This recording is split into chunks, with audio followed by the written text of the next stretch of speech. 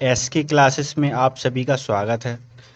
आज हम लोग पढ़ेंगे प्रतिशत के उस टाइप के सवाल जैसे पूछा जाता है कि 20 80 का कितने परसेंट है, 100 200 का कितने परसेंट है, 500 1000 का कितने परसेंट है। ऐसे सवाल आज हम लोग सीखेंगे। जैसे पहला सवाल है 20 80 का कितने प्रतिशत है। 20 80 का कितने प्रतिशत है। तो सबसे पहले करने के लिए आप ये देखेंगे का किसके साथ आया, यानी 80 के साथ।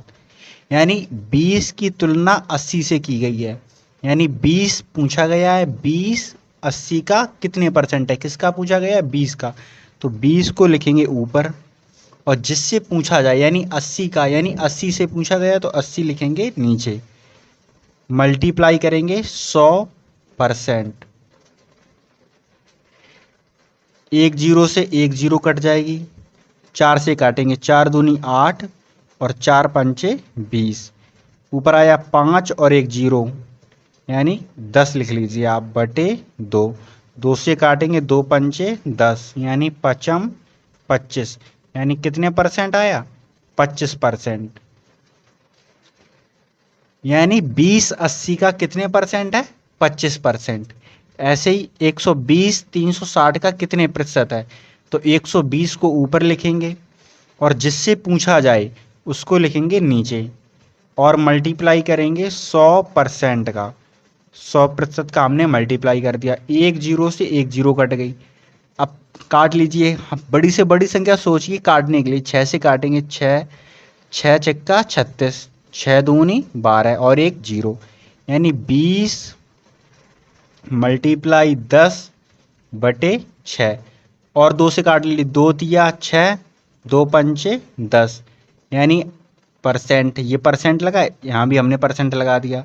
अब 20 का 5 में मल्टीप्लाई करेंगे, 20 पन 100 बटे 3।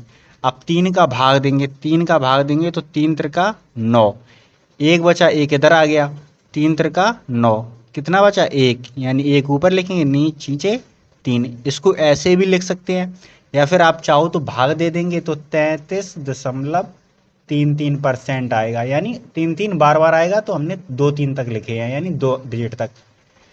ठीक है, अगला देखते हैं 50 90 का कितने परसेंट है।